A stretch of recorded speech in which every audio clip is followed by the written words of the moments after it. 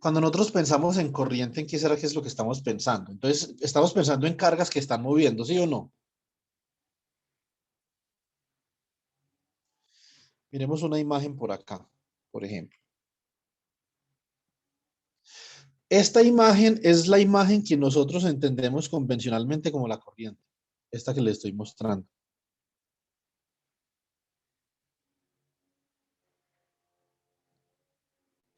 Pero esa imagen tiene un problema. De hecho, esta es una de las preguntas que yo hago en el curso de electromagnetismo, en un quiz o etcétera. Esa imagen tiene un problema. No me diga, no es, el problema no es que hayan cargas positivas moviendo, eso no es ningún problema. Una carga positiva puede mover en un material sin ningún problema. ¿Cómo? Por ejemplo, si son átomos que son iones positivos, se están moviendo. No es que se muevan los protones no, pero puede ser un ion positivo, ¿cierto? Convencionalmente, nosotros, ¿qué es lo que entendemos? Que la carga que se está moviendo es la carga negativa, ¿cierto? Por ejemplo, esta carga de acá, si estos fueran electrones, eso es lo que nosotros entendemos convencionalmente sobre el movimiento de carga. Y que si nosotros aplicamos un campo eléctrico en la dirección que se muestra acá, obviamente la carga se mueve en dirección contraria porque experimenta la siguiente fuerza.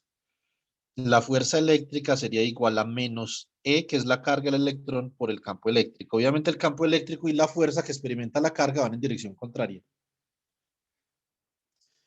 Entonces uno dice, no, venga, ese dibujo está perfecto. O sea, ¿cuál es el problema con ese dibujo? Yo sé que Daniela y Juan Diego saben cuál es el problema. No sé si se acuerden o no, pero ellos saben cuál es. Ese dibujo tiene un problema. Si estuviéramos presenciales, diría el que me diga cuál es el problema que tiene dibujo, una galleta festival, pero pues lo siento mucho. Queda como berraco enviar una galleta festival por acá. Problema, ¿qué problema tiene ese dibujo? Vamos a comenzar a pensar como físicos. Problema que tiene ese dibujo según lo que estamos hablando. Piensen lo que dice Andrés Felipe. ¿Qué problema tiene el dibujo?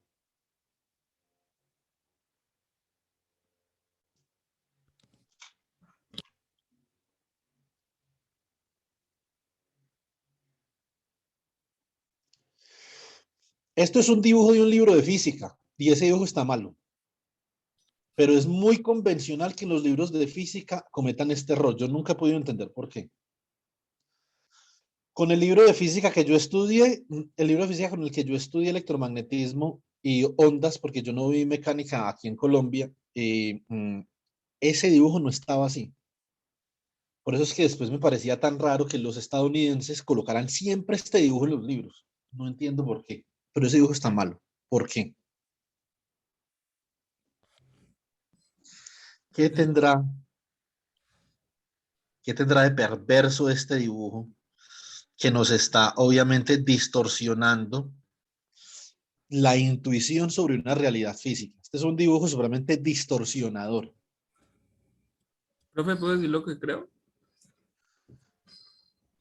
Pues hombre, Pues, creo que no, o sea, los electrones en este caso no solo van a seguir esa dirección, sino pues se van a mover en distintas direcciones, lo que ocasiona de pronto las colisiones. y Ave María, hermano. Yo no estaba seguro si lo iba a lograr, pero lo logró. Excelente. Se acordó, ¿sí o no? Sí, sí, sí. Sacó los recuerdos del baúl, ¿sí o no? Sí. Excelente, Juan Diego. Este dibujo, ¿cuál es el problema con este dibujo? Este dibujo implica que todos los metales son superconductores a temperatura cero y eso no es cierto. Esos electrones, así como van ahí, se están moviendo de manera coherente en ese metal. Nunca se van a chocar. Y si nunca se van a chocar, nunca van a disipar energía cinética, ¿cierto? ¿Cuál es realmente, o sea, qué es realmente lo que sucede? Lo que sucede dentro de un metal es esto. A ver, venga,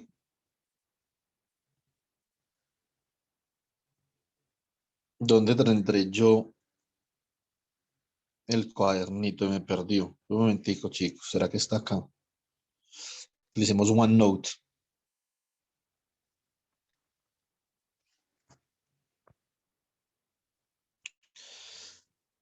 Bueno, muy bien. Entonces acá, Notebook.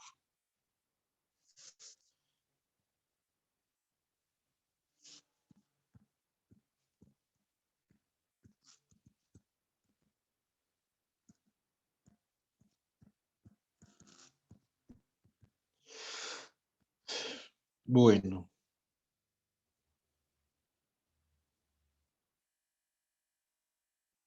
muy bien. Entonces añadimos una página acá y escribimos. Listo. Entonces, básicamente, cuando yo pienso en la conducción, eso es lo que yo quiero que pensemos por hoy y por mañana. Cuando yo pienso en el problema de conducción, yo pienso, por ejemplo, consideremos un conductor en forma cilíndrica, ¿cierto?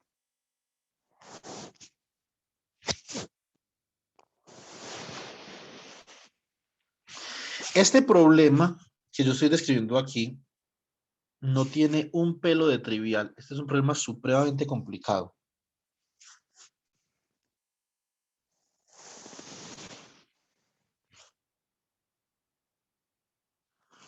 Uy, espera un momentico que me está desviando la mano porque tengo la tablet ahí encima del computador.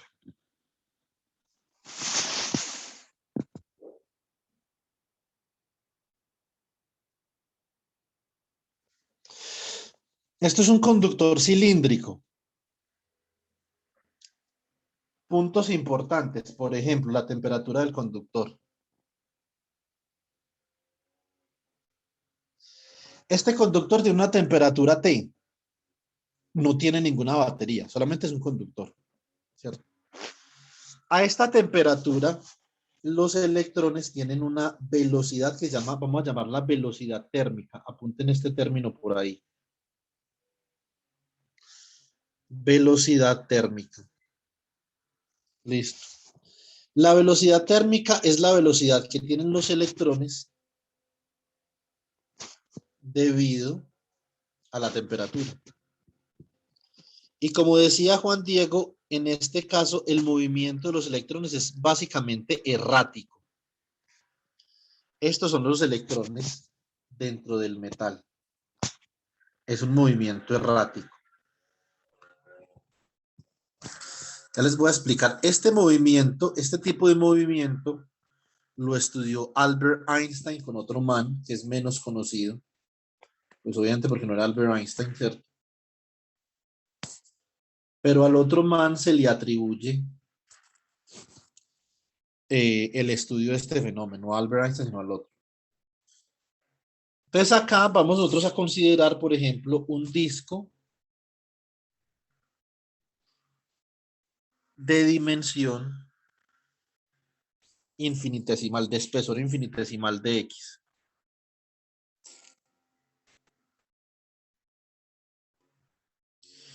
Y de sección transversal A. El área de esa sección transversal de ese disco es A. La pregunta que yo me quiero hacer en este momento es la siguiente. En promedio, porque esto tiene que ser estadístico, ¿sí o no? Ya ahorita miramos un poquito de estadística, así brevemente, o para mirar una cosa. En promedio, en promedio,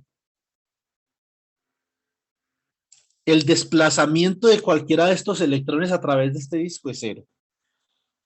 El promedio de ese desplazamiento es igual a cero. Entonces, si la corriente son cargas en movimiento, en promedio la corriente acá es cero. No necesariamente cero instantáneamente, pero en promedio si lo que usted mide con el multímetro cuando está midiendo corriente es la corriente media, es decir, el desplazamiento medio de las cargas eléctricas a través de un conductor. ¿Sí o no? Entonces la pregunta es, bueno, si realmente la velocidad térmica que tienen estos electrones acá no produce una corriente media. Entonces, ¿qué produce una corriente media? Esa es la pregunta del melón, ¿sí o no? Este tipo de movimiento, si ustedes lo quieren investigar, obviamente eso se sale del contenido temático de este curso, por mucho. Se llama movimiento browniano.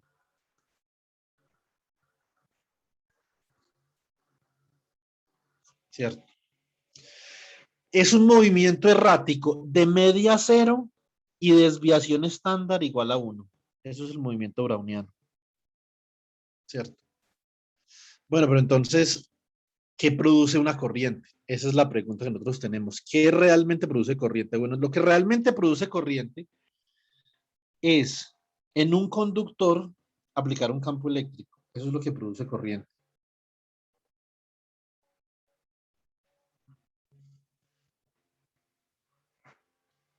Ahora vamos a dibujar otra vez el conductor.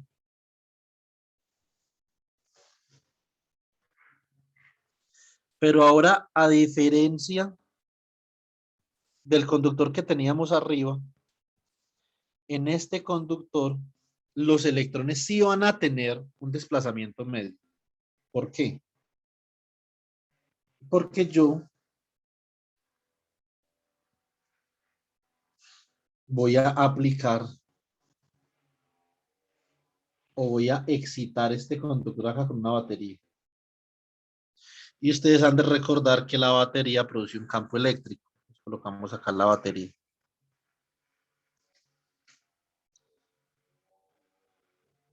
Esta es una fuerza electromotriz. Por esta fuerza electromotriz es que realmente nosotros tenemos movimiento de corriente. Porque si fuera solo por la temperatura del conductor, esa velocidad térmica no produce movimiento. Ahora, esta imagen que yo voy a dejar de acá, dista mucho de la imagen de los libros. Ya les voy a explicar por qué. Muchísimo.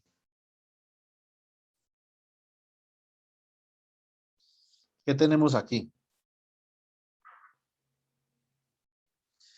Vamos a considerar, bueno, entonces, ¿dónde está el campo eléctrico? Si usted coloca una carga positiva acá, una carga puntual de prueba, digamos más Q, esa carga se acelera en esta dirección. Por lo tanto, el campo eléctrico va en esta dirección. Ahora, consideremos cargas positivas y no negativas, por convención, cargas positivas. Y consideremos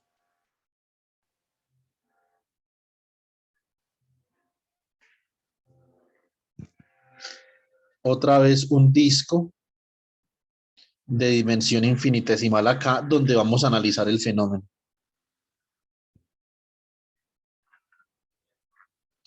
De X y de sección transversal A. Listo. Ahora, las partículas, aunque siguen su movimiento errático, o sea, las partículas en ningún momento se han ordenado, para nada. Siguen movimientos erráticos.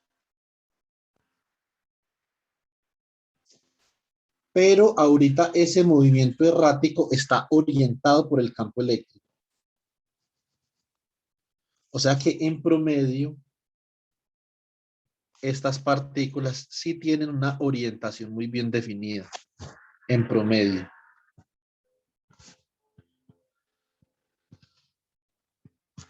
¿Listo? Este es un proceso estadístico. A nosotros lo que nos va a interesar acá de este proceso estadístico, entonces estadística.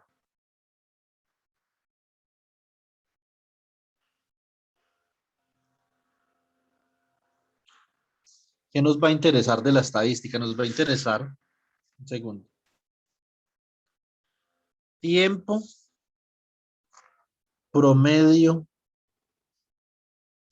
de colisión. Esto es un tema bastante espinoso. Entonces nosotros lo vamos a ver de la forma más sencilla posible. Les hago una pregunta. Nosotros podemos hacer estadística con muchas cosas. Por ejemplo, hagamos una estadística acá, estatura promedio. Humberto, ¿cuánto es que mide usted? 1,70. Por ejemplo, tenemos estos datos, 1,70. Ana María, ¿cuánto es que mide usted? 1,75. 70. 1,64. Ah, 1,64. Y Pedro es alto. ¿Cuánto mide usted, Pedro? 1,85. No, 79. 1,79. Ah, ya, pero usted es mucho más alto que yo. Por lo menos en apariencia. Pues en Un estatura poquito, no profe. parece, no parece, pero en apariencia sí. 1,79. Necesitamos más datos para este promedio. Juan Diego, 1,83, ¿cierto? Sí, señor.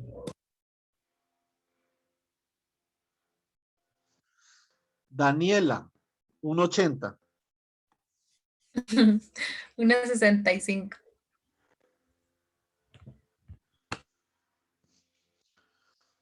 A ver, ¿qué otro problema tenemos por acá? Santiago, ¿cuánto mide usted? 1,75, profe. 1,75. Bueno. Andrés Felipe. 1,70. 1,70. Pastrana, ¿cuándo mide usted? 1,68. 1,68. Y Alejo, ¿cuánto mide usted, Alejandro? 1,80, profe. 1,80. Bueno, si yo cojo, por ejemplo, hay varias formas de hacer esto. Ustedes pueden coger y sumar todos esos valores y dividirlo por el número de datos. Humberto, hágame este favor. Vea, sume todo eso y divídalo por 1, 2, 3, 4, 5, 6, 7, 8, 9. Divídalo por 9.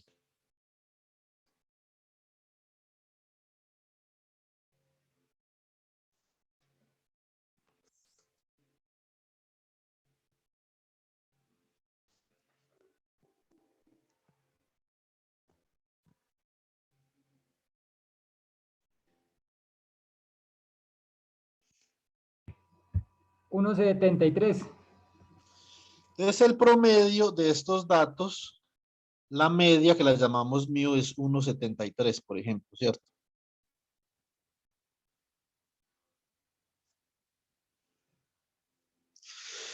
¿Sí o no?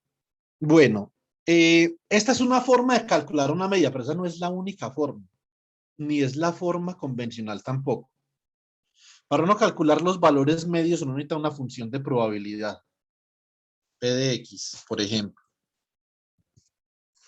Si la variable que nosotros estamos midiendo es continua, por ejemplo, ¿qué variable sería continua? La estatura puede ser continua, ¿cierto? Pero puede no ser continua dependiendo del número de decimales. En este caso no, porque nosotros casi todos tomamos la estatura con 2 decimales, entonces no sería continua, ¿cierto? Sería discreta. Pero hay otras cosas que pueden ser continuas, por ejemplo, la temperatura, ¿cierto? Podría ser una variable continua. El tiempo que tardan las partículas en chocar podría ser continuo, ¿cierto? Entonces, esto sería X, P de X integral, ¿cierto? Este sería el promedio para una función de distribución de este tipo. Si es discreta, sería igual a la suma desde n igual a 1 hasta el número de datos de la función de probabilidad P sub n por xn, ¿cierto? ¿Qué es lo que pasa acá? Para el caso particular que P de n sea 1 sobre n, n mayúscula, esto queda así. Este es el promedio que nosotros conocemos, ¿sí o no? Cuando P sub n es igual a 1 sobre n, esto se llama la distribución. ¿Alguien sabe cómo se llama eso? ¿La distribución qué?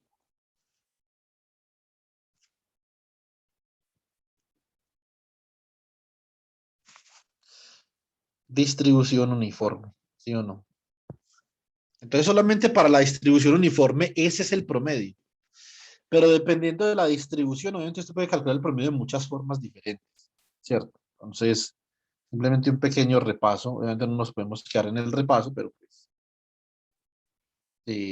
como para que estemos en la misma página con respecto a lo del promedio. Ahora, si nosotros queremos pensar conceptualmente en el promedio, pues también lo podemos hacer. ¿Qué es un promedio? Un promedio es lo siguiente. Si usted, por ejemplo, tiene un experimento con incertidumbre, es decir, un experimento al cual usted no le puede predecir de manera exacta el resultado, ¿cierto?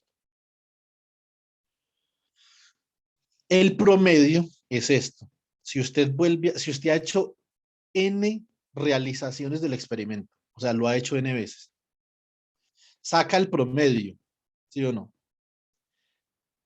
El valor más probable, o sea, el resultado más probable en la realización N más 1 es el promedio. Eso es lo que es un promedio. Un promedio es el valor más probable de un experimento. Eso es lo que es un promedio, ¿cierto? ¿Cómo se halla también el promedio? Maximizando la probabilidad en una realización particular, ¿cierto? Entonces, ahora, ¿cuál es la pregunta que nosotros nos queremos hacer sobre este fenómeno que tenemos acá? Nosotros queremos saber cuánta carga acumulada hay acá, ¿sí o no? Entonces, en ese volumen.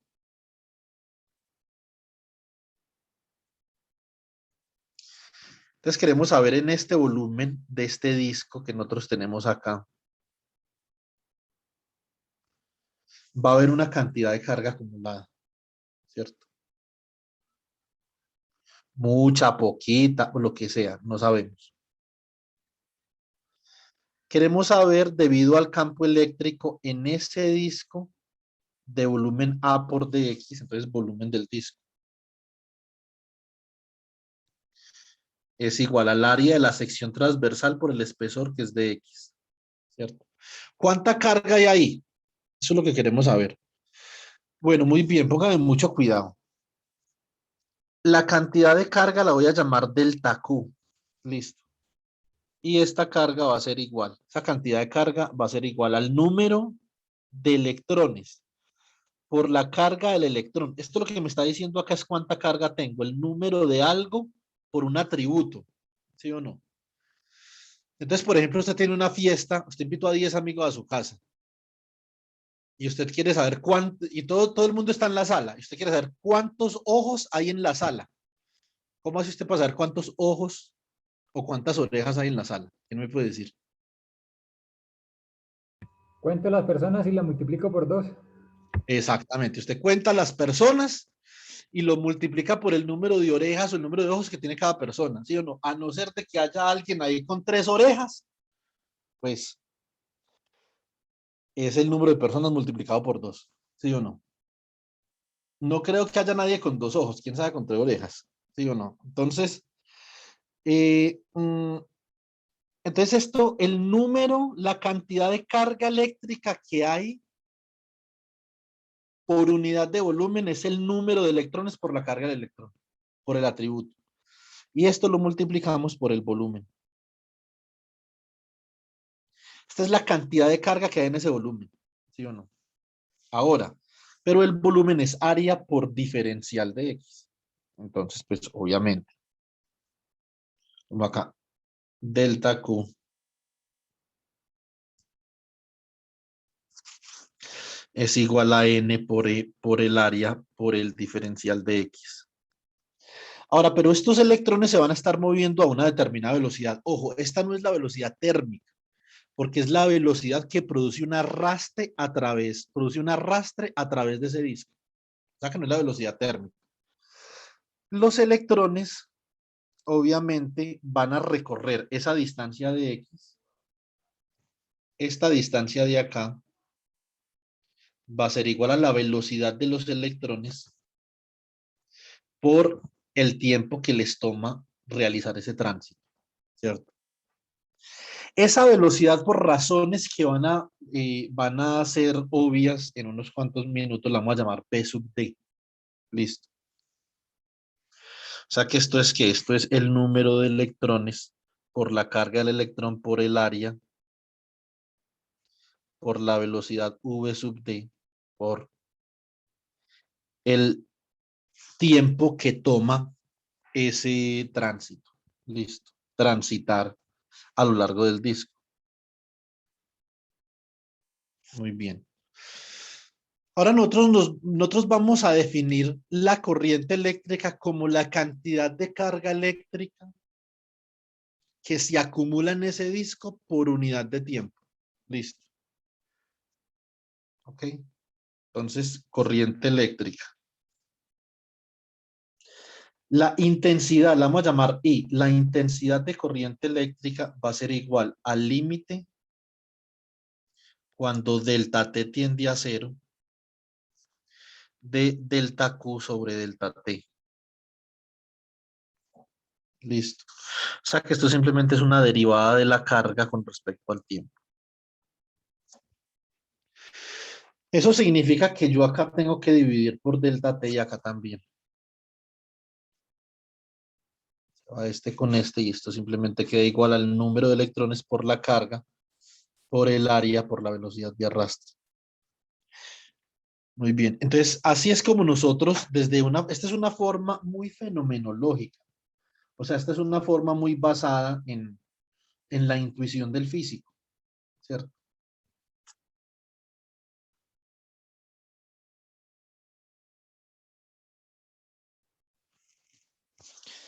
Acá no hemos hablado todavía de colisiones, ¿cierto? No hemos dicho nada de colisiones, ni de pérdida de energía.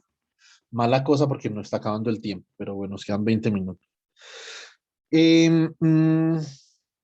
Muy bien.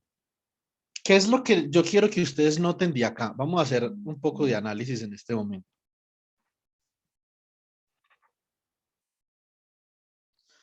Lo que yo quiero que ustedes noten es esto.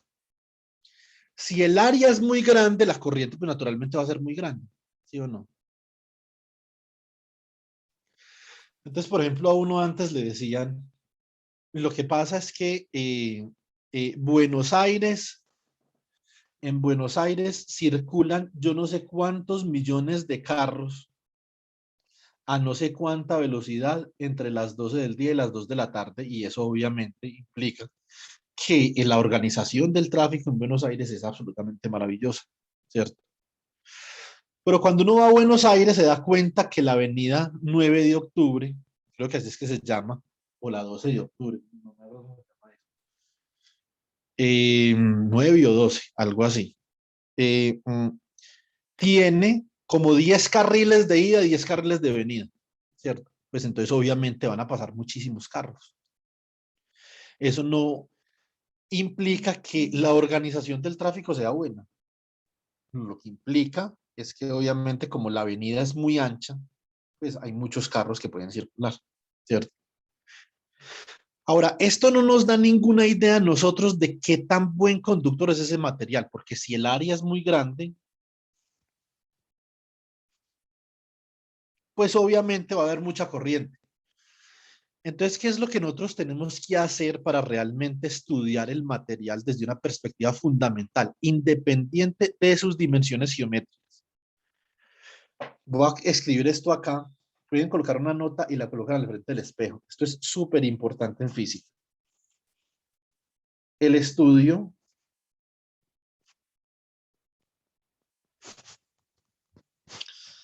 de las propiedades de la materia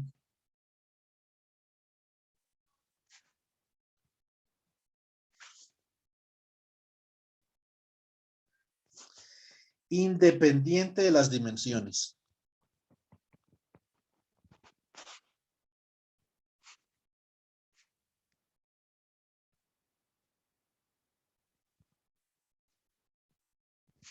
Esto es sumamente clave, chicos. ¿Sí o no? Excesivamente clave. Estudiar las propiedades de la materia independiente de las dimensiones o de la geometría, ¿cierto? ¿Por qué? Por ejemplo, la capacitancia. ¿Qué es la capacitancia? La capacitancia es pura geometría. La capacitancia no tiene absolutamente nada de eléctrico. Nada. La capacitancia no depende de un campo eléctrico, no, ni del voltaje. O sea, usted define la capacitancia como carga por voltaje, pero después lo que es eléctrico arriba y abajo se cancela, ¿cierto? Pero carga por unidad de voltaje, pues. Entonces, la materia como tal, no ni la capacitancia, ni la inductancia, ni la resistencia, sino la materia, las propiedades fundamentales de la materia deben de ser independientes de la geometría. ¿Listo? Por eso es que nosotros los físicos tenemos una pelea como personal con el sistema internacional, por las unidades de la capacitancia, las unidades de la inductancia, las unidades de la velocidad de la luz, de epsilon sub cero, ¿cierto? Porque son algo que no tiene ningún sentido físico, no tiene ningún sentido que la capacitancia tenga unidades de epsilon sub cero, ¿sí o no? Pero en absoluto. Porque la capacitancia es pura geometría. Eso no nos dice a nosotros nada de la física que sucede dentro del circuito.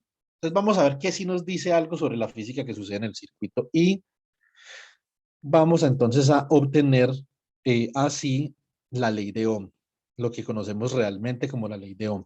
¿Listo? Entonces, para yo obviamente analizar esta situación independiente de las dimensiones, ¿qué es lo que voy a hacer? Voy a dividir acá por el área y acá también. Y voy a definimos la densidad de corriente.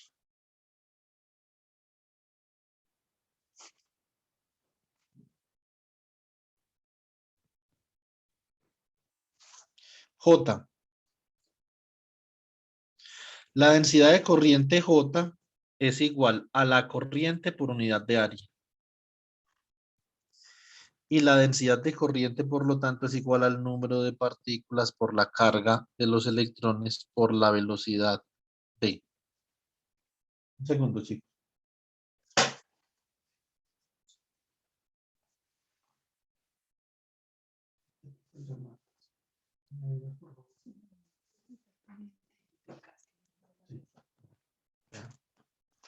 Bueno, entonces, qué pena, chicos, es que mi esposa estaba despidiendo que va para la vacuna.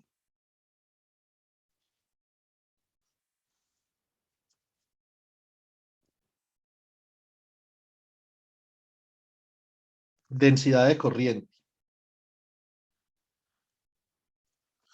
Lo que realmente nosotros no sabemos es cómo nosotros relacionamos esto con el campo eléctrico. Pues que si nosotros, obviamente, ustedes recuerdan la ley de Ohm, que me imaginaría yo que más o menos recuerdan la ley de Ohm, ¿sí o no? Entonces, la ley de Ohm, densidad de corriente igual a conductividad por campo, ¿cierto? Entonces, de su curso de electro. Entonces, vamos a ver cómo nosotros vamos a terminar por allá. Para eso necesitamos un modelo, y espera que esto quedó como torcido. Tengo hoy la tablet en una posición inmejorablemente mala. Entonces, ¿qué vamos a hacer acá, chicos? Vamos a plantear un modelo para la velocidad v sub t. Modelo muy sencillo. Modelo para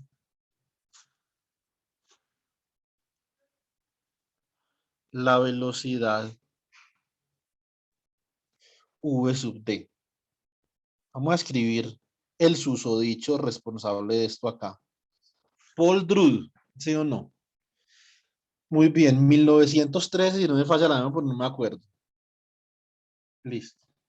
Entonces, ¿qué tenemos acá? Primero que todo, nosotros vamos a considerar este conductor que tenemos acá con esta batería. ¿Qué sucede con la velocidad de los electrones? Los electrones, como les dije, no se mueven perpetuamente, como decía ese otro dibujo, no. Los electrones colisionan entre ellos. ¿Qué es lo importante?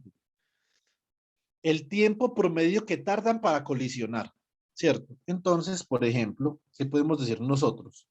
Podemos considerar un modelo para la velocidad. Esto es supremamente sencillo, esto es pura mecánica de coquito. Supongamos que esta es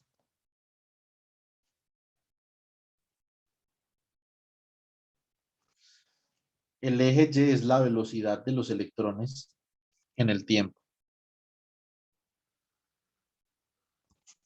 Y el eje X sencillamente es el tiempo. ¿Cierto? Bueno, el eje X no el eje horizontal, pues.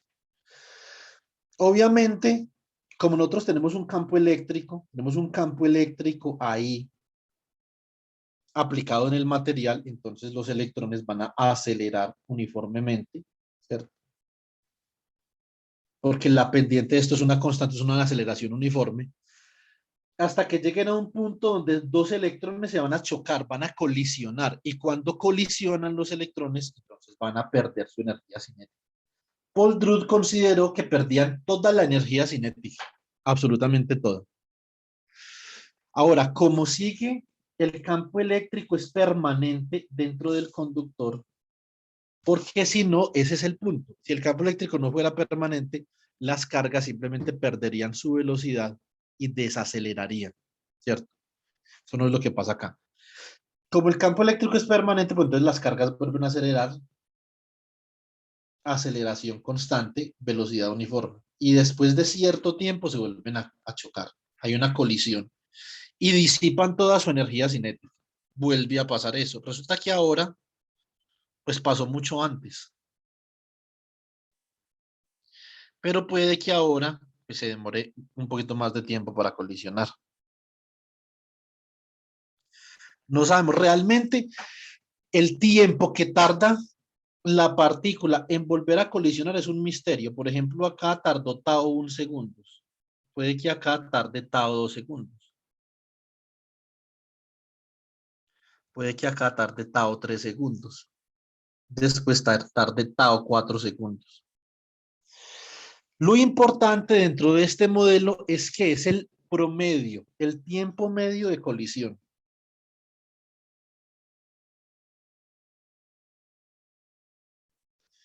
Tiempo medio de colisión.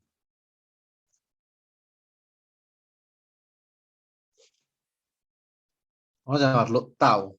Listo. Muy bien.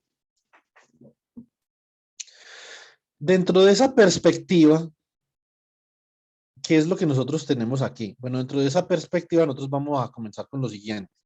Vamos a hacer un modelo muy sencillo, súper sencillo para llegar a esto. ¿Qué tenemos? Tenemos que la fuerza es igual a ¿quién? A la carga por el campo eléctrico. Simplemente en magnitud estamos en una dimensión, etc. De acá, entonces nosotros decimos, bueno, entonces campo eléctrico es igual a la fuerza sobre la carga. Pero ¿quién es la fuerza? La fuerza es la masa por la aceleración, ¿cierto? Entonces ahí tenemos el campo eléctrico. Sí o sí. Muy bien. Ahora, ¿de dónde podemos sacar nosotros la aceleración? La velocidad es igual a aceleración por tiempo promedio, ¿sí o no? Entonces, aceleración es igual a la velocidad que estamos considerando. Esto es muy importante. Ya les voy a explicar por qué. Por el tiempo medio de colisión, ¿cierto? O sea que esto sería igual a la masa por masa por la velocidad de deriva por tau, ¿sí o no? Sobre la carga. Muy bien. Entonces, esa velocidad que yo he estado considerando ahí, sí o sí, esa velocidad que yo he estado considerando acá, bueno, espera un momentico, yo miro una cosa, ¿qué podemos hacer acá? Podemos decir, o también podemos hacer esto, si la aceleración, a ver, un segundo que acá, voy a utilizar otra ecuación más bien. Voy a utilizar las ecuaciones de movimiento rectilíneo, ¿cierto? Entonces las ecuaciones de movimiento rectilíneo, más bien utilicemos esto. Velocidad de deriva es igual a 1/2 por la aceleración por un tiempo tau barra, por ejemplo, ¿cierto? Simplemente un tau barra. Ahora, este tau barra, que yo creo que yo estaba escribiendo mal la ecuación porque es que no me dan las unidades por ningún lado. Aceleración es igual a velocidad por unidad de tiempo, ¿cierto? O sea que la velocidad es igual a la aceleración por tiempo. Sí, estaba utilizando mal las ecuaciones, lo lamento. Me fueron las luces ahí. Bueno, entonces, acá, lo coloco tau barra por el 1/2 ahí, pero yo simplemente puedo colocar tau, que es el tiempo medio, y por 1/2 de acá, ¿cierto? Entonces esa velocidad de deriva simplemente me queda como la aceleración por el tiempo medio. ¿Quién es la velocidad de deriva? La velocidad de deriva es algo así como una velocidad que viene por acá. Esta es la velocidad de deriva.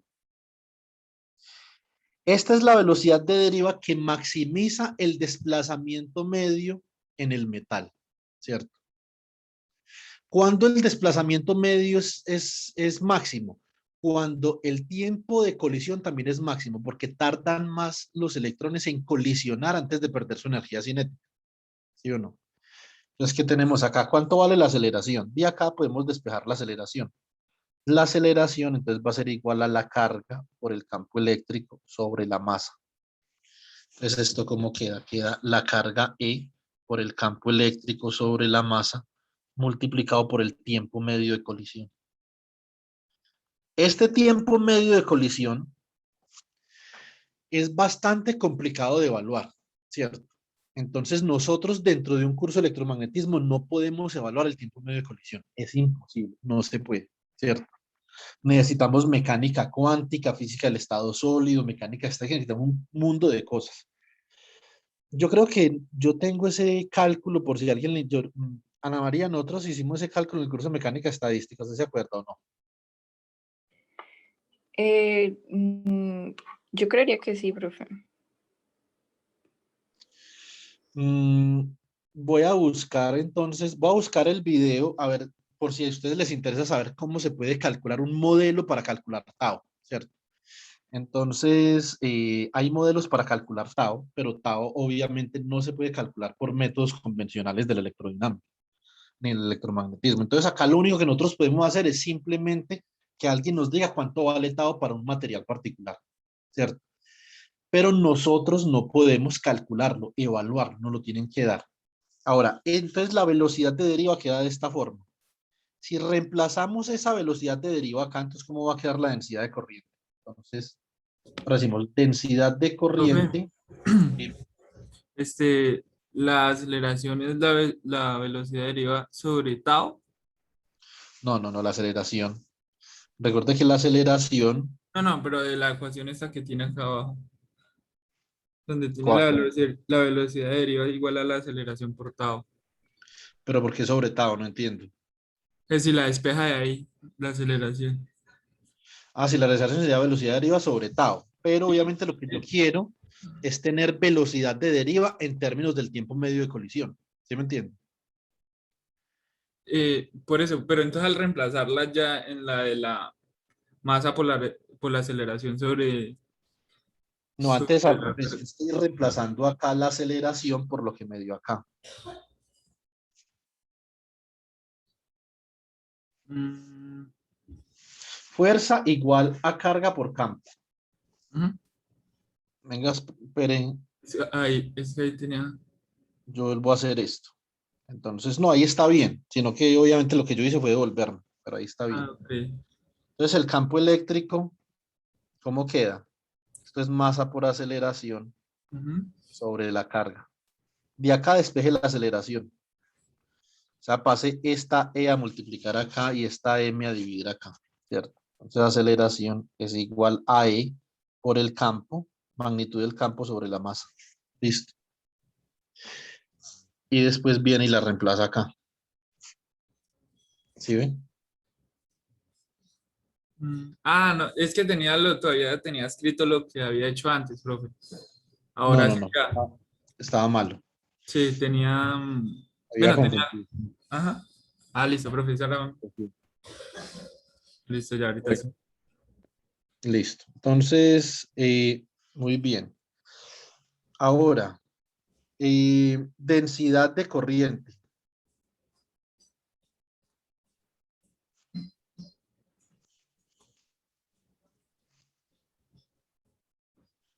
Muy bien, la densidad de corriente J, entonces nos había dado como el número de partículas por la carga por la velocidad de deriva. Y esto era igual a ¿quién? Número de partículas por la carga, entonces velocidad de deriva es la carga por el campo sobre la masa por tau. Y esto es igual al número de partículas por E al cuadrado por tau sobre la masa por el campo. Este valor, póngame cuidado pues, aquí es donde está la física. En tau, en el tiempo medio de colisión es donde está toda la información física de este problema. Entre mayor sea el tiempo de colisión, obviamente, más libremente pueden transitar las partículas a través del metal, ¿cierto? Por lo tanto, la conductividad es mayor, ¿sí o no? Así nosotros definimos esta como la conductividad, esto se llama la conductividad de Drude. Por lo tanto, esto queda como J igual a sigma por E. Para que un material y la conductividad es independiente de las dimensiones o la geometría del material. ¿Cierto? Esto lo pueden ver ustedes en cualquier libro de física convencional, lo que pasa es que no hacen este análisis que nosotros hemos hecho acá, ¿cierto? Entonces este es un análisis relativamente completo. Es simple pero completo, ¿cierto? Entonces, y acá, entonces la disipación, ¿sí o no? La disipación, que es cuando colisionan las partículas y disipan energía cinética, es la responsable del calentamiento. Si nosotros quisiéramos pensar en el origen microscópico del calentamiento de una resistencia, es este. Cada vez que los electrones se chocan o colisionan, ellos emiten calor. Porque la energía cinética que se está perdiendo se está disipando en forma de calor.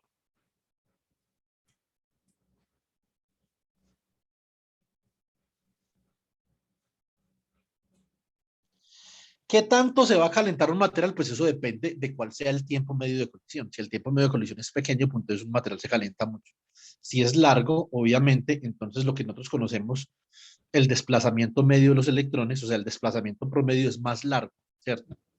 Entonces, hay que mirar, por ejemplo, en términos de unidades Ångström, de micrómetros, de nanómetros, cuál es el desplazamiento medio de un electrón en diferentes materiales, ¿cierto? Entonces, entre más largo sea el tiempo medio de colisión, es decir, entre más tarden las partículas en colisionar, pues obviamente el tiempo, el mean free path, que es lo que es la trayectoria media del electrón, pues entonces es más larga y, y, y pueden transitar mejor los electrones, ¿cierto? Esto, como les digo, esto es absolutamente complicado, no estoy exagerando un pelo, ¿sí o no? Esto es muy difícil. Esto es una sobresimplificación del problema. En mi curso ahora vamos a comenzar un curso de maestría en mecánica estadística en la Universidad de Pamplona. Uno de los temas es el origen microscópico de la resistencia eléctrica. Y ahí sí es con todos los fierros de la mecánica estadística, ¿cierto? Ecuaciones en derivadas parciales, mecánica cuántica, función de distribución de Fermi-Dirac. Bueno, hay un poco de cosas que hay ahí. ¿Por qué? ¿Por qué si podemos hacer esto? ¿Por qué complicar tanto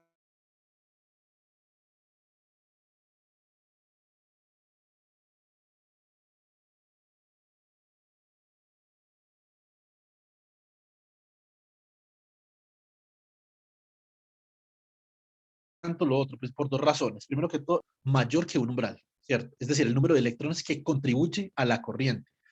Dicho de otra forma, es el número de electrones cuya velocidad es la velocidad de deriva, ¿cierto? O la velocidad de arrastre.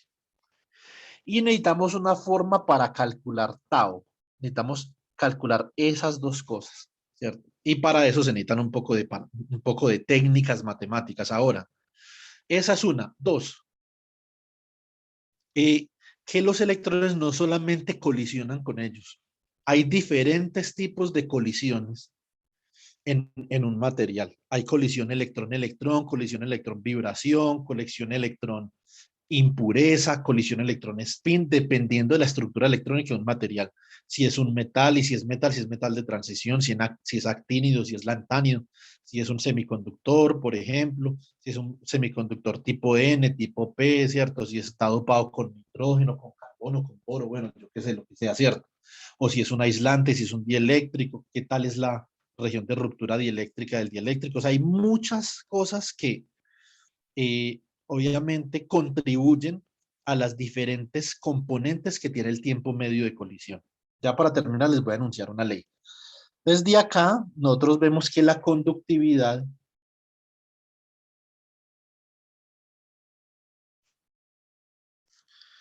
sigma, que es independiente de las dimensiones del material, es n por e al cuadrado tau sobre m. Y la resistividad sería ρ igual a 1 sobre sigma igual a m sobre n e al cuadrado tau. Es decir, la resistividad es grande cuando ese tiempo sea pequeño. O sea que si los electrones colisionan mucho, la resistividad sube mucho.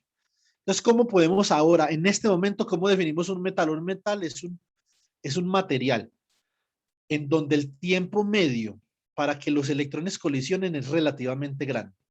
Y eso es un metal. Y un aislante es un material donde el tiempo medio para que los electrones colisionen es relativamente pequeño.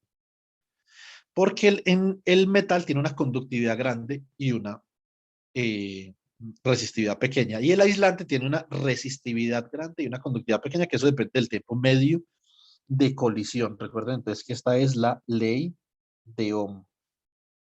Mañana vamos a obtener la ley de Ohm, como ustedes me imagino que la recuerdan más, que es igual a voltaje igual a corriente por resistencia, ¿cierto?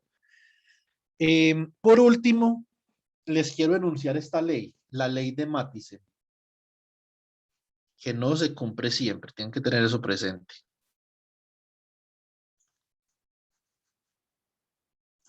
La ley de Mathisen dice que el tiempo medio de colisión puede tener varias contribuciones. Puede tener una contribución de la colisión entre electrones y electrones, que es la que nosotros obtuvimos acá. Más el tiempo medio de colisión de la colisión entre electrones y vibraciones, por ejemplo.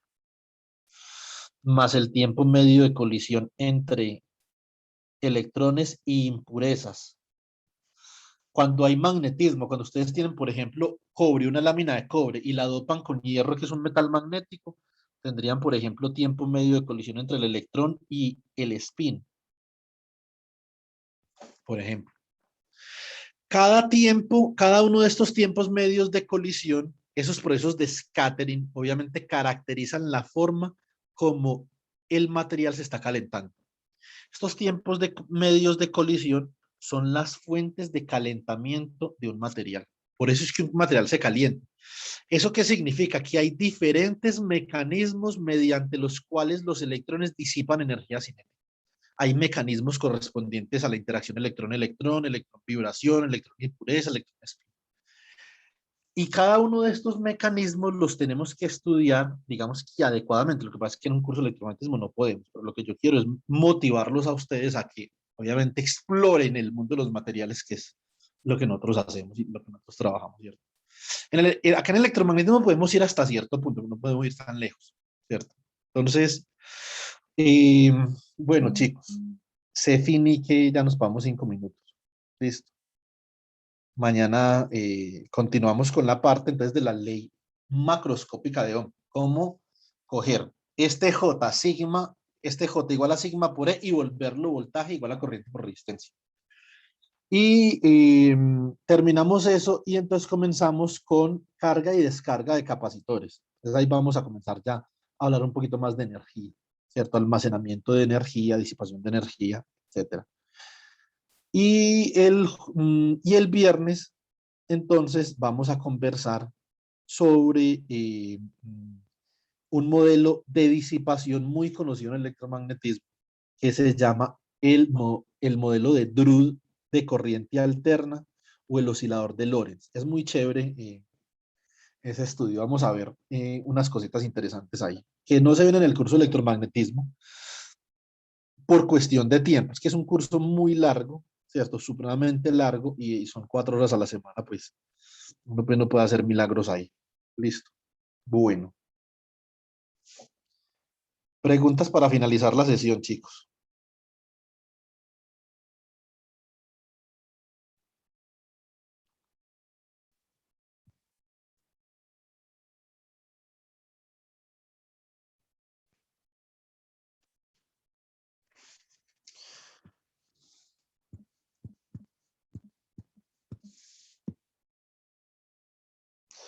Bueno, muy bien. Ahorita les foto este PDF y les voy a compartir una tabla donde están las resistividades características de diferentes materiales para que ustedes vayan viendo, comparen metales con aislantes, por ejemplo.